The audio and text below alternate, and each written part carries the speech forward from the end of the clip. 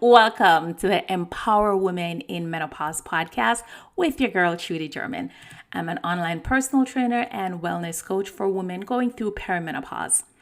Over here, we talk about all things perimenopausal, menopausal, and postmenopausal, and how to thrive through this transition. We speak openly and candidly about what going through this change really consists of, the good, the bad, the ugly.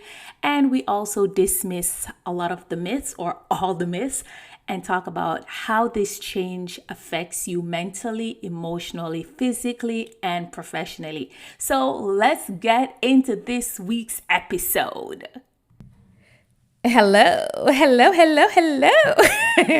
I don't know why I'm laughing, but I do, because I get to sit and chat with you, or I get to sit and chat for you, because the reality is I'm chatting while I'm sipping some coffee and looking through the window. So I'm chatting by myself, but for you, you get the gist. Anyway, I hope you already listened to the other episodes, and I hope you are learning a lot, because I know I'm cool and I'm dope, but the purpose of these podcast episodes is to help you navigate this transition, this menopause, that being here, it's a blessing. We live to make it this far, but a lot of the things we're dealing with, we were not prepared.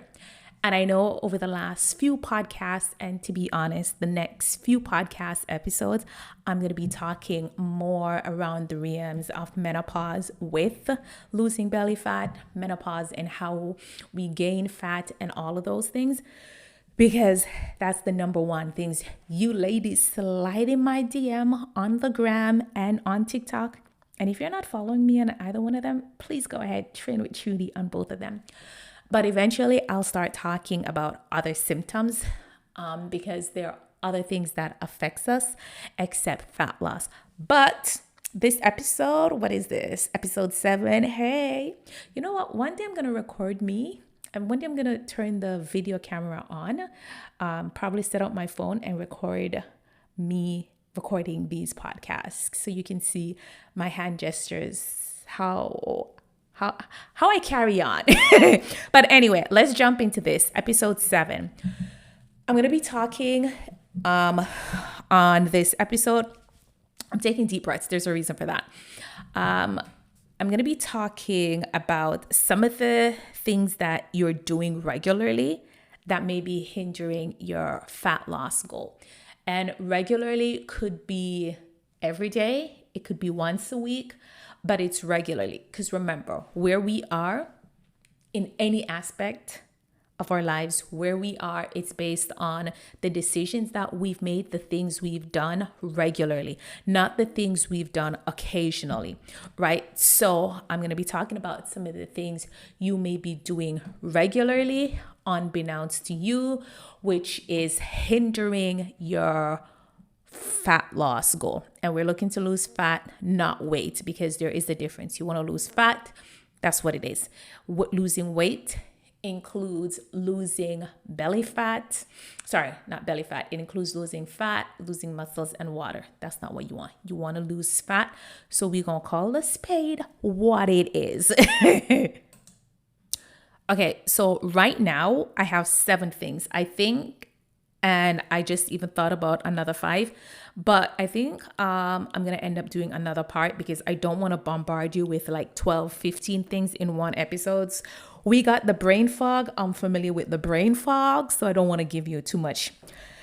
All right. So the first one, skipping breakfast. And if you do this and you lose your belly fat, good for you, sis. This ain't for you. Keep moving. But if you've been trying to lose belly fat, especially during perimenopause or after 40, and you notice it's not happening and you're skipping breakfast, this may be one of the reasons. Now, I'm Jamaican, and growing up in Jamaica, there was not a thing as skipping breakfast. Growing up in the islands, this was not a thing to skip breakfast. Like, you didn't have the option of being like, I don't want breakfast. Are you crazy? That just wasn't a thing. I was about to say it was like blasphemy, but it wasn't. It just wasn't a thing Then as a teen, when I lived in the US for a few years and I would hear my classmates come to school saying they didn't have breakfast, they don't eat breakfast, I remember thinking, what? This is a thing. Then as an adult living in Canada, I realized, oh, okay, it really is a thing. And of course, being a full-fledged 40-something-year-old woman, I know it's a thing because a lot of my clients do it.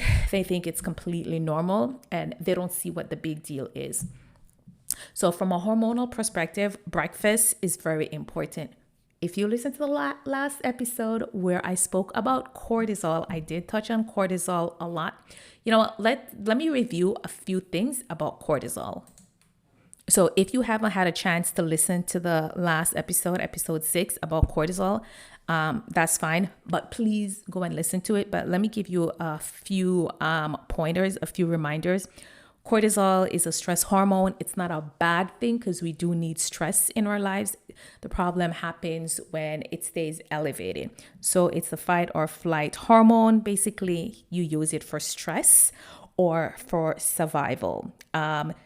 It takes into place when you're in danger, and then it gives you the energy to run. For example, you're walking, you see a car coming towards you, you go into fight mode, fight or flight, probably flight because you don't want to fight with the car. It gives you the energy, it raises your blood pressure so you can run out. As I said before about the blood pressure, it pumps sugar into you to give you the energy to flee. Cortisol should be temporary. As I mentioned before, the problem comes in when our cortisol level remains high. So let's talk about breakfast. As I mentioned before, you should be having breakfast because in the mornings, and I use the word if your cortisol level, which is one of the hormones, it's a steroid hormones, meaning that cholesterol is needed to make it, just like how you're here because you're a woman currently going through perimenopause, right? You feel lost, confused, you're constantly tired, moody, anxious, and grumpy. You don't recognize yourself, but you want to feel vivacious. You want to feel energetic. You want to feel sexy and happy, right? You want to feel like yourself again. Well, if this is you and you're ready to start feeling like you again while going through perimenopause, then I am definitely here to help you with that. Let's schedule a free consultation and let's chat and see how I can help you. Just go ahead and check the description below and the link is there. Cholesterol is needed to make estrogen, testosterone, and progesterone. I'm going to do a whole nother episode on all of those because I realize we also don't understand those, but this ain't the episode for it, but I'm going to talk about that. So if your cortisol levels are balanced, they should be higher in the mornings, right? So when they're higher in the mornings, you don't want them to stay high throughout the day. You want them to come down because remember, we run into problems when cortisol level stays high. So you want it to come down. One thing that you can definitely do to bring it down is have a breakfast. Have your breakfast. This is one of the reasons why we've always heard that breakfast is the most important meal of the day. It's the hormonal aspect. It's what it does to the hormones in our bodies. And remember, our hormones are important. We need our hormones for everything. It is how messages are transferred or carried out within our body. So if you don't have breakfast, cortisol level remains high until you eat. So if you get up at 6 a.m. and you do not eat until noon, cortisol level is high all that time. And remember, too high, when your cortisol level remain high, it tells your body to burn muscles and hold on to fat, right? And remember, when that starts happening, because there is more receptors, which I did mention in episode 6, more receptors in our stomach to take in the cortisol, that's where it's going to be like, tell the fat, come on in, baby, come on in. And then we start gaining fat, especially in our midsection. So definitely have breakfast in the mornings. Now, in terms of breakfast, here's something I want you to also keep in mind. If you're not hungry within the first 2 hours of awakening, that could also be a sign that your cortisol level is high. So kind of look at that. Remember, I provide the information, you do with it as you wish. So the next thing to not having breakfast is having the wrong foods for breakfast. And yes, you can have the wrong foods for breakfast because that can also keep your cortisol level high. Some of the wrong foods, anything, and I mean anything, honey, that you can pull up to your favorite coffee shop and have. I don't care if they tell you their smoothie is healthy. Their smoothie is made out of fructose juice, which contains a whole lot of sugar and is just going to sit on your midsection. If they tell you they have oats, oatmeal, it is the flavored oatmeal that has a lot of sugar. If it is yogurt, it is going to be the flavored yogurt. So my best tip for you for having breakfast is to make your own breakfast at home. Yes, I know you're busy in the mornings and your breakfast does not have to take half an hour. I'm not telling you to have waffles and pancake when you got work and you have to be in meetings and stuff like that. It could be something quick and simple. It could be, if you follow me on the gram, you know I'm an advocate for overnight oats. You can have oats. You can have plain yogurt and add your fruits. Plain oats, add your fruits. You can have eggs if you have time for those things in the mornings. But you want to have breakfast that have fruits, fiber, and grains because those take time to digest, which will keep you full longer. So try to stay away from the bagel, certain breads, or the bagel or the croissant. I did say bagel, croissant, danishes.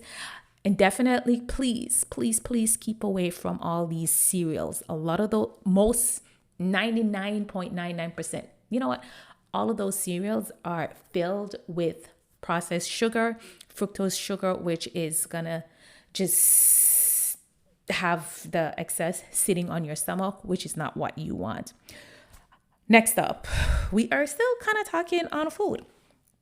So fasting. And I know fasting, we see a lot of people, especially on Instagram, posting the amazing results they've gotten from fasting, how much weight they've lost. Yes, it can happen.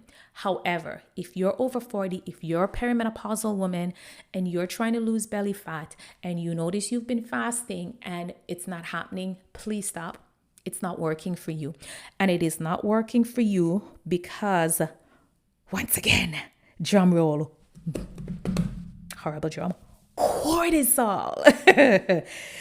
So remember, in the mornings, balance. If your cortisol levels are balanced, it should be higher in the mornings, then they taper off later in the day. Now, if your cortisol level remains high, what happens is the conversion from T4 to T3, which is part of your thyroid hormones, and your thyroid is responsible for your metabolism, right? If your thyroid is balanced, you're able to lose fat. If your thyroid is overactive, you're going to burn fat. And you don't want that. I've had that before. You do not want that. If it's underactive, you hold on to fat. So basically, when your cortisol level remains high, your thyroid can't do what it's supposed to do to tell your body to burn fat. So therefore, it's the opposite happen. I'll do another podcast talking about the thyroid because I've experienced thyroid issues before, and a lot of the symptoms were very similar to perimenopausal issues, and I'll talk about how it affected weight gain, weight loss, and muscle. You know what? That may be the next one. We'll see. But that's another reason you shouldn't be fasting in the mornings. If you have high cortisol level, or if you've been trying to lose belly fat and you've been fasting and you notice it's not happening. All right. So next up, as I reach for my water. Dehydration. You're not drinking enough water, boo. You're not drinking enough water and you're trying to lose belly fat and it is not happening. You need water. You need water, baby. You need water, gorgeous. You need water because remember, I did mention this before. When you're dehydrated, you are stressing your body. That also going to affect digestion. If you can't digest your food, it's going to sit there. It's going to mess up your gut. If your body stays in stress mode, we already know what's going to happen. You're going to shift from burning fat to storing it because cortisol levels are high. And of course, that fat is going to go right on your midsection because you have more receptors there welcoming. So I want you to view the receptors, the stress receptors in your stomach. I just got this vision as I said it. As you go to visit your grandmother and all her children are there welcoming you. So you're getting all of these hugs from 4 or 5 different people. It's welcoming. I want you to start looking at the receptors like that. There's a whole lot telling the fat, come on in, come on in, come on in. I'm so crazy, but I want you to get the visual of it. So remember, try to have breakfast in the morning and cut out the fasting if you've been doing it and you notice you're not getting the results because T3 helps to burn fat. Sorry, let me just take notes about a podcast episode on thyroid. I had to write that down because, brain fog. I have touched on these before. I'm definitely going to touch on them again. Late workouts. I know a lot of you love your 10 p.m. workouts, your late night workouts. I used to be like, okay, your body doesn't really care. It kind of cares and it doesn't care. If you find that you're having difficulties sleeping throughout the night, if you find that you are waking up at 2, 3 a.m. fully wired and can't go back to sleep, then you're moody and cranky. If you're working out at nights or the evenings, try shifting your workout to an earlier time. Because I know sometimes you think, okay, I go to bed at like 11 o'clock, but I'm working out at like 4 or 5 or even 7 p.m. That should be enough time. If your body's already in stress mode, if your body's already, if your cortisol is already high, that may not work for you. So try working out earlier. You may not be an early bird like myself. That is fine. But try working out earlier, maybe around lunchtime, maybe right after work. You have to try something different if you've been working out late at night and you notice you're not seeing the results. Okay. Keeping up with the trend of working out, intense workout. I know I've mentioned this before and I know I'm going to mention it right now. And I know I'm going to mention it again because intense workouts at this stage is not going to do it. Intense workout for all our workouts. So if you're working out 4 days a week, try not to make all your workouts intense. If you work out 6 days a week like I do, also don't have all of them being intense workout. Now, speaking of the cortisol and stress, exercise is a stress on your body, right? Getting excited because you got a promotion is stress on your body and going to raise your cortisol level. Being invited out, being invited to an amazing event, you get excited. So it's not that cortisol is bad. I don't want you to look at cortisol as a bad thing. Cortisol become bad when it stays elevated. And the reality is most of us live in a world now where we're consistently stressed. Our cell phones, as I look at my 2 cell phones next to me, is one of the biggest stressors because it makes it harder for us to unwind and turn off. We're going to bed, we bring the phone. Try not to bring the phone. I like to say put your phone to bed before you go to bed and put it to bed in a whole other room. Don't sleep with it. That And just life, getting to work, being at work. When we get home, we still have to work. Like we're we're constantly under stress. So that's when the problem comes in, right? Is remaining under stress. So we want to do things that won't keep us stressed, that won't keep our cortisol level high. So instead of intense workouts every day or for all your workouts, start lowering the intensity. It could be like even just stretch. For example, I work out 6 days a week. 4 of those days are intense, and then the next 2 days are very, very gentle, meaning mobility, meaning stretching, right? Because you can't be working the body that hard at this stage. Don't want to do that to the hormones, the cortisol level. So try, if it's even swimming sometimes, walking, if it's not cold. Because as I mentioned before, I live in Toronto and it's cold, cold, cold in December. So I am not going walking. I have clients who still put their hats and their jackets on, and I applaud them for that. If that is you, good for you. That is not me. You can even walk on a treadmill then at a steady pace. I may get a treadmill just for that, but I won't. Or, you can go bike riding if you're in an area where you bike ride. You can even do something fun like roller skates. I started roller skating and I'm loving it. But try to find something that is not intense to do. And the last one for this, because I said I'm going to have to do a part 2. The last one is don't have coffee after 2 p.m. And I know you're like, girl, I know you're joking. I did touch on this again in the cortisol episode. If you have not listened, please go ahead and listen. Having caffeine, whether it's in coffee or other caffeinated beverages like soda or pop or energy drink or even tea. Some tea does have caffeine in it.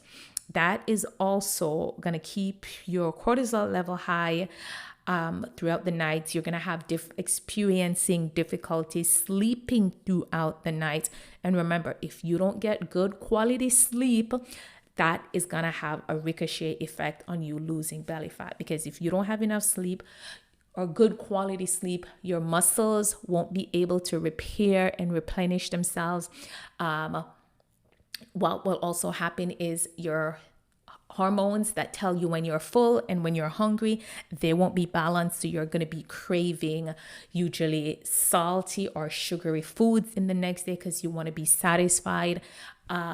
Muscles are going to start turning into fat. See the ricochet effect here? So try your best not to have caffeine after 2 p.m.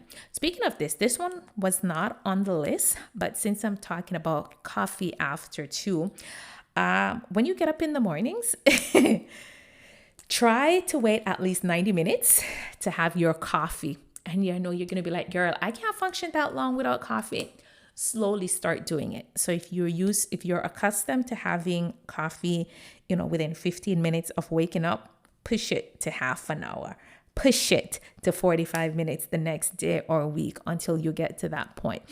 And also please make sure before you have your coffee in the mornings that you've had something to drink, at least a glass of water or like half a glass of water or something to eat. Because once again, having coffee and an empty stomach is going to keep your cortisol level high, which is not what we want. So those were 7 things I gave you. And I think in a few weeks, I'll do another episode for another 7. So I hope you enjoyed this episode and found it very informative. I have been talking a lot about cortisol because I know that at this stage, and I'm talking about the over 40 and the perimenopausal issues, we simply think that losing belly fat is simply about working out and eating clean. And when we start doing that, when we start working out and we're not seeing the belly fat go away, we see it coming on even more, we start working out harder, right? And then once again, it's not going away. The belly fat is coming on. Same thing we do with our foods. We start eating less and less and less.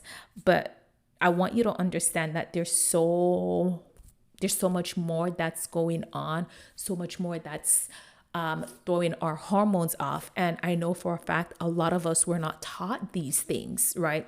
And a lot of us don't know what's going on. So I want to make sure I am doing my part by helping and educating you, because I'm also going through this change. And a lot of the things that I've shared with you, I've worked on myself and with some of my friends and my clients.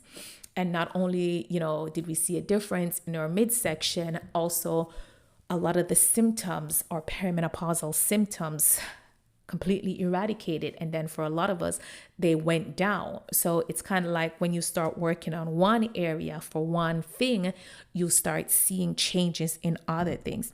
So when you listen to these podcasts, I'm asking that instead of just listening and moving on, take notes and implement them.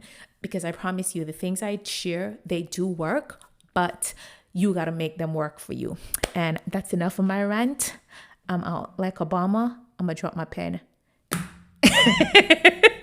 I hope you enjoyed the episode. And as I've mentioned before, my goal is to empower women in menopause.